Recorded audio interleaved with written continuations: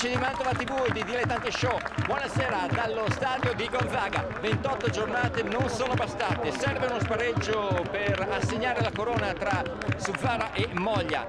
Giorgi prova però a farsi sotto il Moglia, il sinistro dalla lunga distanza da parte di Boccaletti. Arbitro Costa fischia, la finta, il destro, la grande parata di Baraldi.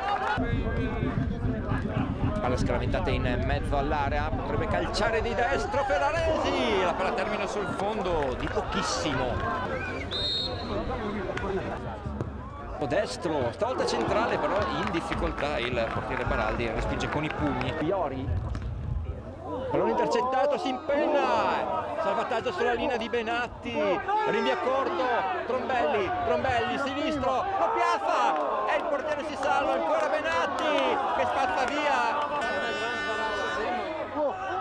La palla termina sul fondo, è un momento positivo per il Moglia che però non trova il gol. E se non sono bastate 28 giornate di campionato, non sono bastati nemmeno 90 minuti a determinare una vincitrice tra Suzzara e Moglia. Cerca Valenzuela, limite dell'area, Valenzuela! La grande risposta di Baraldi. Attenzione al pallone sotto porta, il portiere anticipa e poi c'è un tocco forse di mano e il gol del Moglia con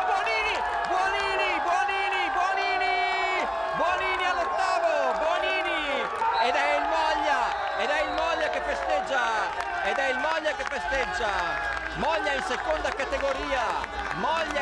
categoria, ci sono voluti i tempi supplementari, ma alla fine il Moglia l'ha spuntata con il gol di Buonini al 98esimo. È la festa del Moglia, il Suzzara deve rinviare i suoi sogni e le sue speranze alla sfida di domenica prossima allo stadio Italo Allodi, ore 16, contro la Poggese.